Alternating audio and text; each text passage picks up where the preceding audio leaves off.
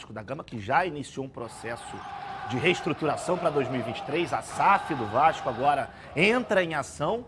E aí, para a gente começar, vamos começar falando de coisas um pouquinho mais antigas, que é aquele caso envolvendo o Vasco Sport, lá na Ilha do Retiro, a invasão de campo, que teve o julgamento finalmente, e o Vasco foi contemplado com os 2 pontos que não mudaria em nada. Não mudaria em nada, mas isso fez com que o Vasco terminasse em terceiro colocado. Teve uma punição também para o Sport, vai jogar alguns jogos com portões fechados, teve que pagar multa, 8 jogos, aqui a produção me avisa, de portões fechados, 180 mil, se eu não me engano, foi a multa aplicada ao Sport. Então, ok, essa parte já passou, ficou para trás, Vasco já subiu, está na Série A. E agora, para 2023, a gente trouxe a informação já no início da semana aqui nos Donos da Bola, que o Jorginho não ficaria. Ontem ele foi comunicado disso. E agora, em pouco, o Vasco divulgou uma nota, a SAF do Vasco divulgou uma nota, informando que o Jorginho não faz mais parte do grupo vascaíno. Então, teremos agora, oficialmente, um novo treinador para 2023. Carlos Alberto, tá aí a nota na tela para você aqui nos Donos da Bola. Quer que eu leia a nota? Vai. O Vasco da Gama informa que Jorginho não prosseguirá como treinador da equipe de futebol profissional após o término do seu contrato. O técnico se reuniu com o diretor Paulo Brax nesta quinta-feira, 10/11, no CT Moacir Barbosa. Deixam também o clube os auxiliares Joelton Urtiga e Bebeto Saltiaí. Ainda bem que o Emílio foi mantido.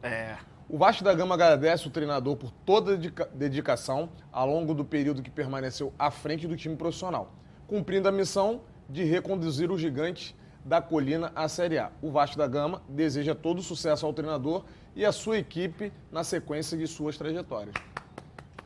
Muito obrigado, muito eu obrigado. Estudei, né? Não, eu gostei da entonação. Leitura responsiva. Se tivesse não, o PT... Vou ter que chegar aqui mais tarde. Se tivesse o TP aqui, eu ia te ajudar nos merchan. Você foi bem. Você me ajuda sempre. Precisava do GV, não. Olha aí, a gente GV, tá olha dupla aí. maneira. Tá, a gente tá entrosado. Cara, posso te falar uma parada?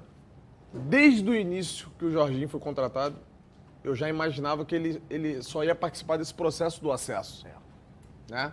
Porque, e assim, nada contra o Jorginho, gosto dele, joguei com ele, um ídolo como jogador, mas ainda como treinador não tem uma carreira significativa.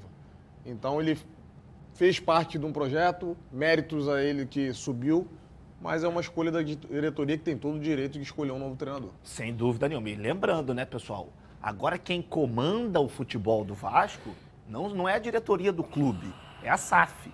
Então agora a gente tem essa ideia de que vai haver muito mais profissionalismo, que a gente vai ter uma estrutura por trás muito grande.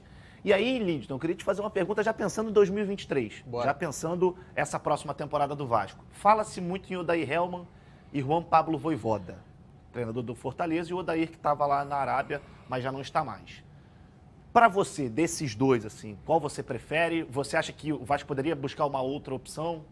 Eu gosto muito do Juan Pablo Vojvoda, né? Eu acho que ele é um cara diferente hoje no futebol brasileiro, argentino, já se provou no Fortaleza. Acho que o Vasco não seguir com o Jorginho, muito obrigado, Jorginho, por tudo que você fez, por colocar novamente o Vasco na Série A.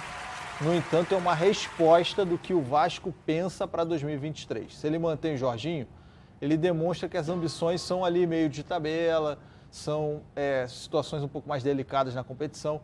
Quando ele começa a olhar para um treinador com mais pompa, com mais, como o Carlinhos falou, com mais rodagem, inclusive títulos na bagagem, ele está dando uma resposta ao seu torcedor de que o Vasco de 23 vem forte e que é para esquecer esse 2022. É a SAF. É um processo parecido com o que o Botafogo passou.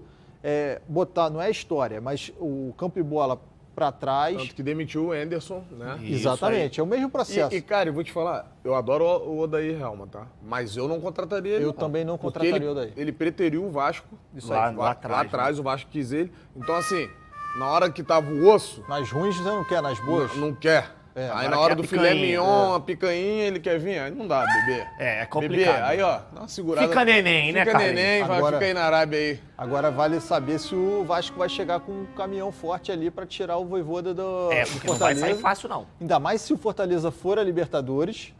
E outro ponto, o Corinthians, que não deve ficar com o Vitor lá, o Vitor Pereira, deve ir atrás do Vojvoda. O milionário Vitor Pereira. Milionário Vitor Pereira. Já que o assunto aqui é treinador, a gente tem uma arte dos 4 treinadores que o Vasco teve na temporada para colocar para vocês aqui, o aproveitamento desses treinadores. A gente está vendo aí Zé Ricardo, 10 jogos, 18 pontos, aproveitamento 60%, isso aqui lá na Série B do Campeonato Brasileiro.